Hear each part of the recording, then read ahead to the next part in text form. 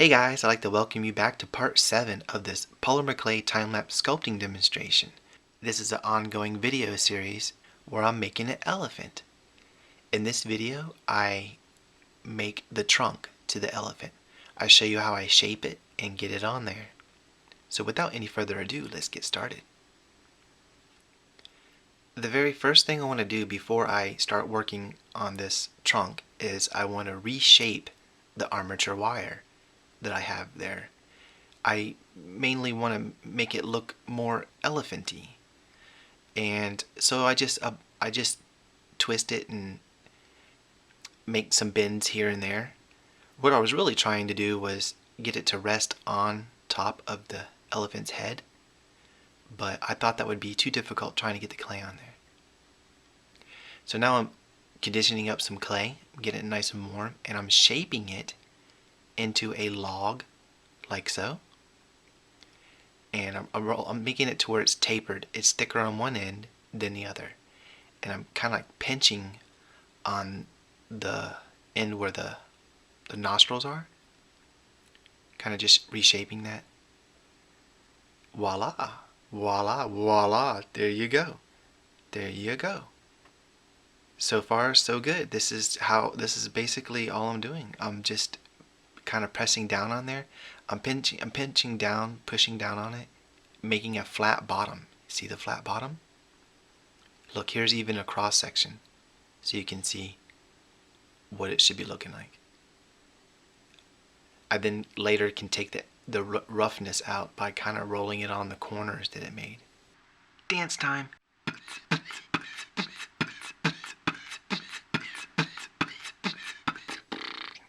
Now I'm just cutting a slit down the center of that flat area of the snout and opening it up like so. You see it? You see it? You see that?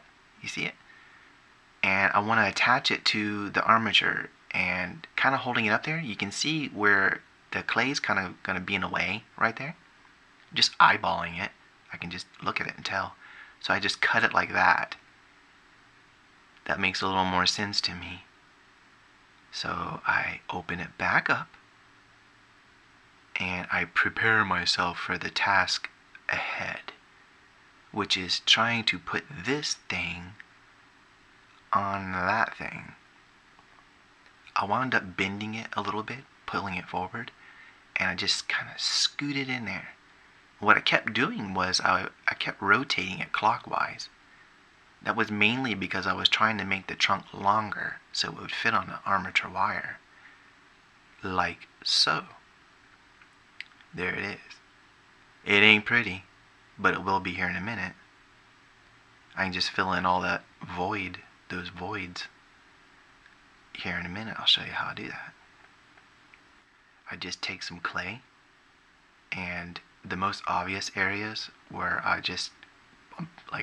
trying to push the wire down and I'm trying to make sure the clay is wrapped around it, and now I'm beginning by filling in the areas where there's a void. Another thing I'd like to point out real quick, when you cover like a wire with clay, like this trunk, the skinnier area, sometimes when it's just the wire, the clay it can spin on there, or if you move it around after putting it on there, it'll cause a disturbance in the clay, so to speak, and it won't be seated on there. There might be air trapped in between the clay and the wire.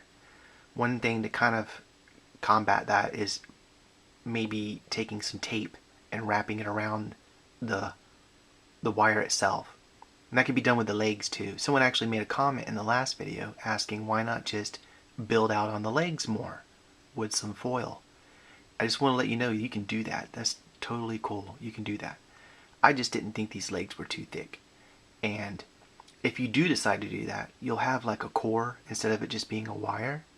So you just have to make sure the clay, the thickness of the clay on the legs is consistent all the way around, everywhere. That way it's not thin or whatnot. But I wanted to point that out.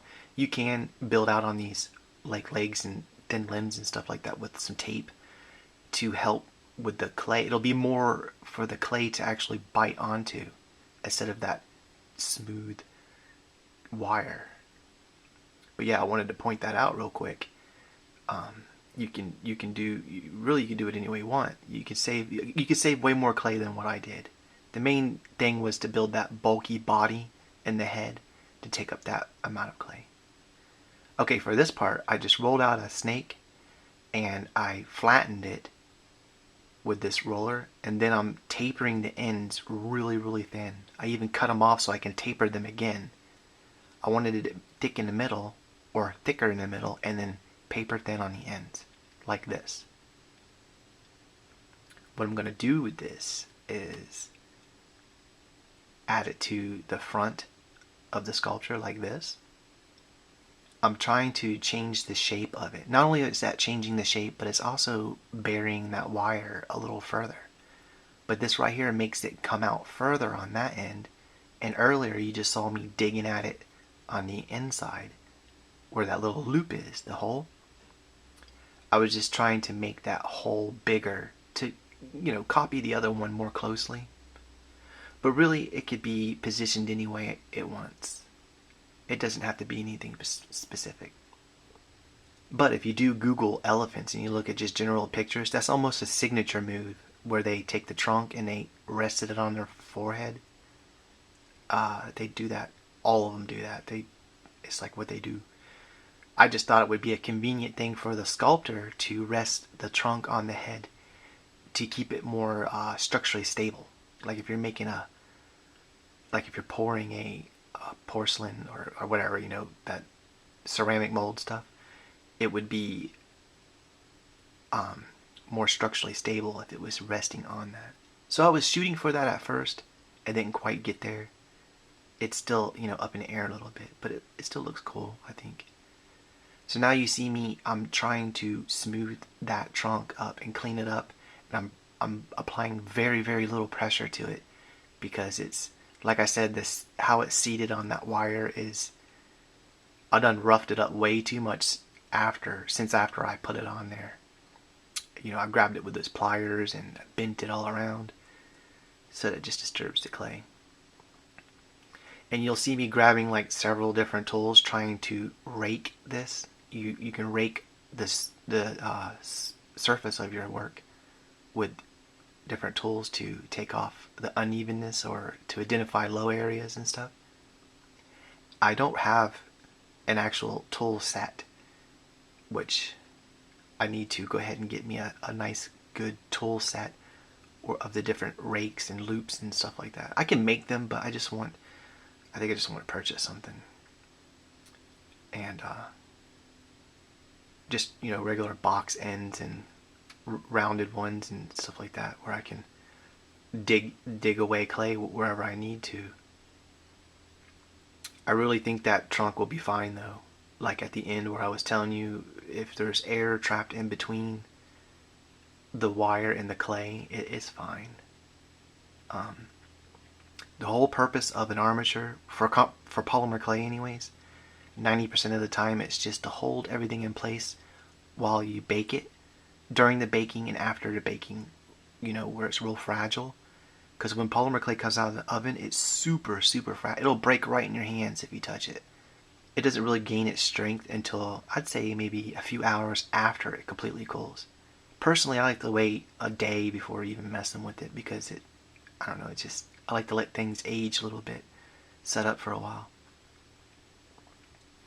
But I'm finishing up this trunk. This is all I'm doing in this video because I was just, I'm exploring my editing program. I got a new editing program, and it's allowing me freedom to do whatever I want, which was the little animation thing earlier. I actually did that on the fly with the native film. I didn't even take pictures. Isn't that awesome? But I can do more things like that now with this better editing program. And this is my first video rendered correctly, where I'm not just manually entering numbers that sound good to me. It's done professionally, and I'll leave some information on the new hardware and equipment I got for this channel. It's all I'm trying to do is make videos, sooner. And I want to make them nice. Well guys, that's pretty much it for this video. In the next video, I'll be exclusively doing these tusks and building the mouth for you. I'm going to show you how to make tusks with a 2-part epoxy. I just ordered it. I'll be working with it for the first time, finally. And I will show you how to make simple and dynamic tusks or horns for any kind of animal you're working with. Looking forward to that. Looking forward to hearing from you guys. I really hope you drop me a comment. And please like this video. Help me grow. Help this channel grow. That's all you gotta do is like the video. Like. Thank you so much for watching and for your time. I will see you here again soon.